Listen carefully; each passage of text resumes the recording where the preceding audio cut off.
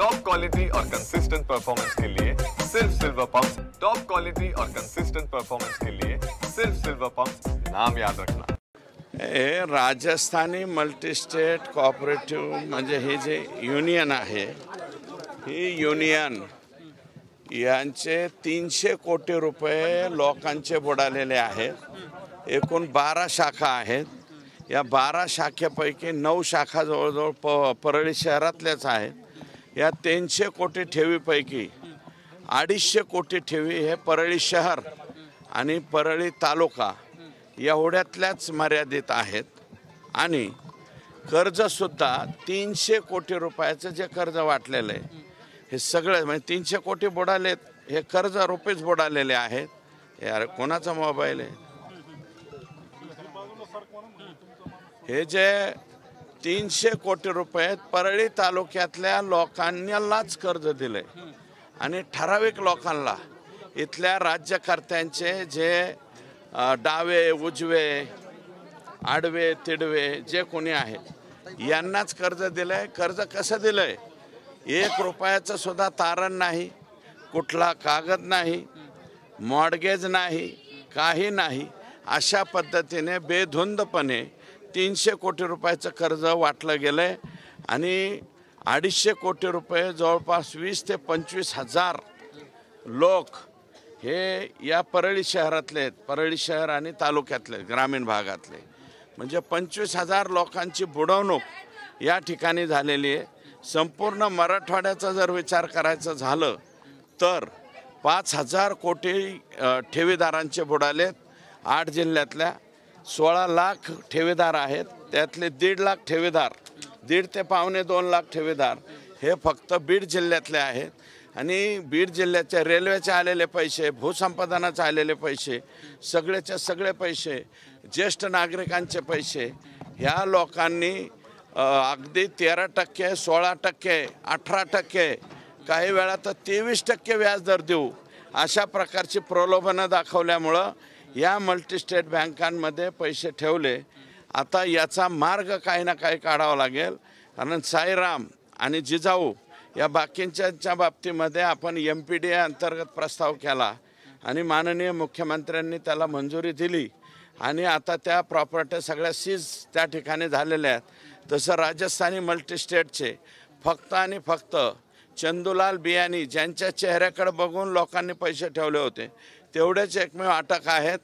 मला वाटतं त्यांच्या मुलाची तर जामीन पण झाली आणि बाकीचे अजून 18 संचालक हे फरार आहेत आणि त्या 18 संचालकांना पोद्दार शाळा इथली त्यांचीच या मल्टीस्टेटवाल्यांची पोद्दार स्कूल आहे, त्या स्कूलमधून दर महिन्याला पैसा पुरवला जातो आणि हे संचालक हाती लागत नाहीत। आम्ही बीड SP ला विनंती करणार आहे, IG ला सुद्धा विनंती करणार आहे की हे जे फरार संचालक आहेत हे लवकरात लवकर उचलून आत टाकावेत आणि इथले सचिन उबाळे, जाधव सर, त्याच्यानंतर केशव मुंडे, इथले जे स्थानिक लोक आहेत, क्षीरसागर आहेत, फडताई आहेत, हे सगळ्यांना विनंती आम्ही असे करणार आहे या संचालकांचे भाऊ, त्यांचे नातेवाईक, ज्यांच्या कोणाच्या नावावर ह्यांनी प्रॉपर्टी केलेल्या आहेत ते सगळे कागद गोळा करून तुम्ही MPDAचा प्रस्ताव लवकरात लवकर पाठवायचा बघा। आम्ही मुख्यमंत्र्यांना सांगून यांच्या सगळ्यांच्या प्रॉपर्टी सीज करू आणि त्या प्रॉपर्टीतून जेवढे पैसे येतील ते लवकरात लवकर ठेवीदारांना, छोट्या ठेवीदारांना देऊ आणि बाकीचे पैसे कोणत्या मार्गाने द्यायचे हे राज्य सरकार आणि केंद्र सरकार बसून त्या बाबतीमध्ये निर्णय घेईल। केंद्रापर्यंत किमान जाणं तरी आवश्यक आहे। तुम्ही खरं तर इतर ठेवीदारांना न्याय देण्यासाठी किंवा त्यांना मदत करण्यासाठी इथे आलेला आहात, मात्र तुम्ही आलेला असताना काही परळीतल्या लोकांनी काळे झेंडे दाखवत तुमचा निषेध। हे बघा, लोकशाही आहे, लोकशाहीमध्ये कोणी काळे झेंडे दाखवले 10-12 लोकांनी। ठेवीदार इकडं 200-300च्या संख्येने आहे बरं का, 10-12 जणांनी काळे झेंडे दाखवले म्हणून काही फरक पडत नाही।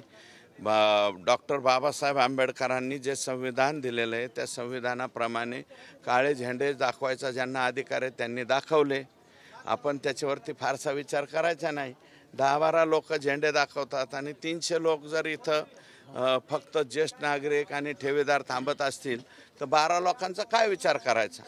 आणि जर त्यांनी आम्हाला झेंडे दाखवले असतील तर आता भविष्यामध्ये ज्यांच्या समर्थकांनी आम्हाला झेंडे दाखवले त्यांचे नेते आमच्या मतदारसंघात आले त्यांना बी तेच पाहायला मिळेल. त्यात काय विशेष आहे? तो लोकशाहीतला अधिकार आहे काळे झेंडे दाखवतात. जाऊ द्या, त्याच्यावर मला काही विशेष वाटला नाही काळे झेंडे दाखव. न्याय मिळत नाही म्हणाल तुम्ही या ठिकाणी आलात, त्या लढ्याला भेट दिली, इथले परळीतले लोकप्रतिनिधी याकडे लक्ष देत नाही असं वाटतं? 100% हे ठेवीदारांनी आम्हाला सांगितलंय की आम्ही सगळेजण गेलो होतो त्यांना भेटायला, त्यांना सांगितलं तर ते काय म्हणाले, तुम्ही मला विचारून तिथं पैसे ठेवले का? आणि पैसे वाटायला मात्र ह्यांच्याशिवाय कोणीच वाटलेले नाही. छोटे आका जे आहेत, जे आता आतमध्ये आहे, आकानी सांगायचे इसको 2 करोड दे दो, उसको 3 करोड दे दो, उसको 1.5 करोड दे दो. लगेच आज अर्ध्या उद्या कर्ज. नुसतं आकानी सांगितलं की कर्ज द्यायचं. आणि चंदूलाल बियानीला म्हणले तेरे को और एक बार नगराध्यक्ष बनाएंगे. चंदूलाल नगराध्यक्ष बनायच्या नादात नीट जेला जाऊन बसलाय.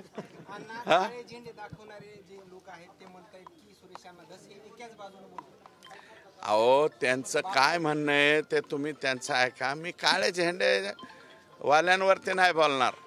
ज्यांनी काळे झेंडे दाखवायला लावले त्यांच्यावर बोलतोय. त्यांनी बोलावं.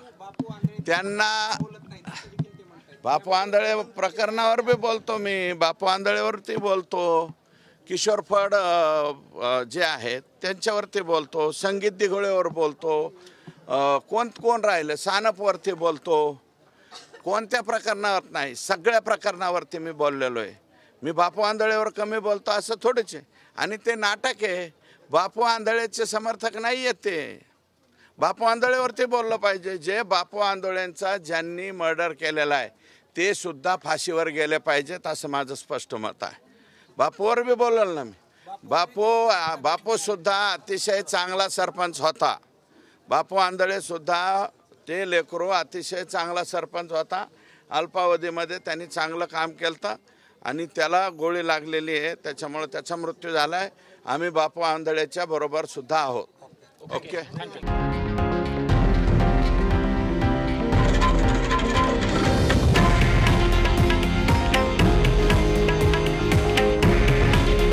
हे आहे देशातील नंबर 1 न्यूज नेटवर्क आणि आपण पाहत आहात TV9 मराठी. काळजी तुमची, हित महाराष्ट्राचं.